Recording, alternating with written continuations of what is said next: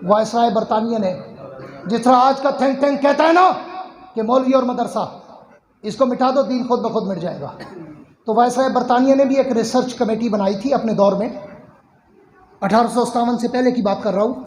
उसने कहा देखो ये बड़े सगीर के मुसलमानों में दीन की मोहब्बत क्यों है इतना। ये जो मेरे मुहाजिर हजरात बैठे होंगे उनको पता होगा कि इंडिया में जब रहते थे तो कितना दीनदारी थी।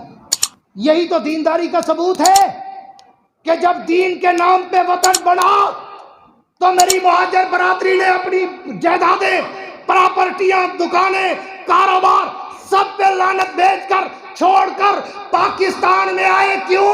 नारा लगा था ला इलाहा इल्लल्लाह।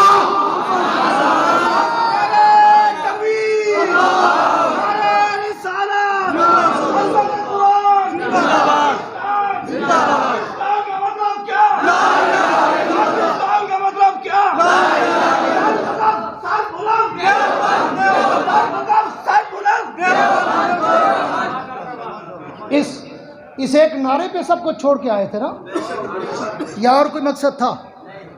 एक नारे पे सब कुछ कुर्बान कर दिया लोगों ने झटपट में।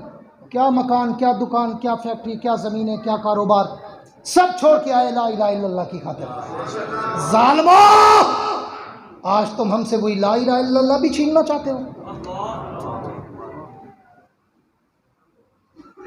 वायसराय बरतानिया ने थिंक टैंक बनाया, रिसर्च कमेटी बनाई कि पता करो बड़े सगीर के मुसलमानों में दीन की मोहब्बत क्यों है। तो उस वक़्त की रिसर्च कमेटी ने ये खुलासा निकाल के दिया कि जी इनकी हिदायत का ज़रिया कुरान है। क्या है? जो थके नहीं वो बोले क्या है? कुरान है। तो वायसराय बरतानिया ने कहा कुरान क्या है, दिखाओ मुझे, ले आओ। वो ले गए, दिखाया। उसने कहा ये छोटी सी किताब, ये मिटा दो इसको, फिनिश। आज के बाद मुझे बड़े सगीर में कुरान नजर ना आए।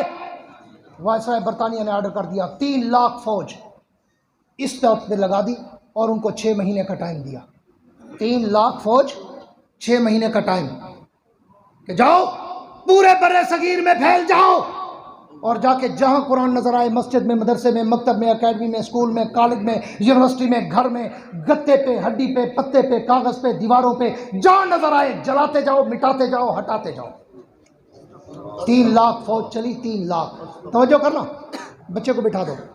3 लाख फौज चली, 6 महीने लगाए और 6 महीने के बाद जाके वायसराय बरतानिया को जाके खुशखबरी सुनाई, मैसेज कन्वे किया, सर इनफ, खत्म, हमने कुरान मिटा दिया, जहां नजर आया हमने मिटा दिया। चाहे तो उस वक्त तो प्रिंटिंग प्रेस भी नहीं थे, उस वक्त तो कागजों की मशीनें भी नहीं थी। लोग बेचारे मुश्किल से कागज मिलता था, गत्तों पे, हड्डियों पे, पत्तों पे, कपड़ों पे, दीवारों पे, तख्तियों पे, लकड़ियों पे लोग लिखते थे। सारा उठाया, जहां भी नजर आई कुरान की एक आयत भी, अंग्रेज उठाता गया, जलाता गया, मिटाता गया, समंदर में बहाता गया। 6 महीने के बाद कहा मिस्टर वायसराय खत्म, आज के बाद तुम्हें कुरान नहीं नजर आएगा। उसके बाद वायसराय बरतानिया दिल्ली के दौरे पर आया। जब दिल्ली के दौरे पर आया तो वो दिल्ली के एक मोहल्ले में गुजरा, गरीब मोहल्ला, कच्चे मकान, पूरी तवज्जो दिल के दरीचे खोल के सुनना, कच्चे मकान। वायसराय वहाँ से अपनी फ़ौज के साथ गुजर रहा है और एक कच्चे मकान से कुरान पढ़ने की आवाज़ आ रही है।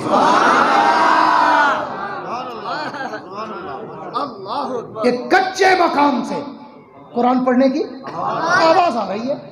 वायसराय तिलमिला गया, लर्ज़ा बरंदाम अर्क में गर्क, हैरान परेशान पशेमान गोश बदंदान। ये क्या? आपने तो मुझे मैसेज कन्वे किया था कि कुरान खत्म, इनफ। ये आवाज़ कहाँ से आ रही है? जाओ अंदर देखो कौन पढ़ रहा है। फौजी अंदर गए, दीवार फलांग के अंदर से जाकर देखा, एक 12 साल का नाबीना लड़का, नाबीना लड़का जिसकी आंखें भी नहीं, वो बैठ के सुरूर से कुरान की तिलावत कर रहा था। फौजी उसको पकड़ के लाया वायसराय के सामने और वहीं खड़े होकर हाथ बांध कर कहा, mister viceroy, I am very sorry, माफ़ी चाहता हूँ, कुरान को मिटाना हमारे बस की बात नहीं।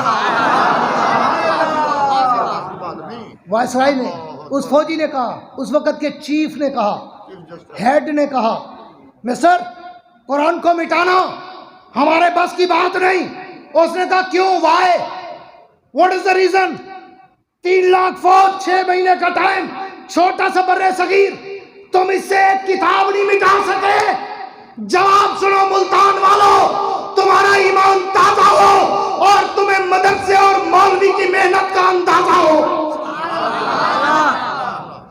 उसने कहा मिस्टर, हमें कुरान जहां नजर आया, गत्ते में, तख्ती पे, कपड़े पे, पत्ते पे, चमड़े पे, दीवारों पे, जहां नजर आया हम उठाते गए या मिटाते गए या जलाते गए या पानी में बहाते गए। लेकिन मिस्टर वायसराय, ये बताओ कि इन मौलवियों ने तो मेहनत कर करके इन 12-12 साल के बच्चों के सीनों में कुरान छुपा दिया है, यहाँ से कैसे निकालें?